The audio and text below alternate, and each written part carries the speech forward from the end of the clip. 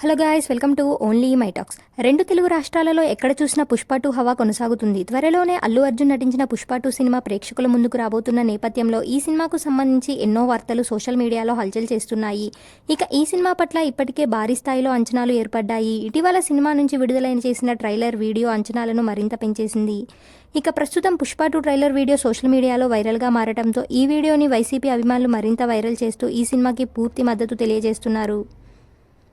గత ఎన్నికల సమయంలో అల్లు అర్జున్ వైకాపా పార్టీకి మద్దతు తెలపడంతో మెగా అభిమానులు అలాగే మెగా కుటుంబ సభ్యులు అల్లు అర్జున్కి ఏమాత్రం సపోర్ట్ చేయలేదు.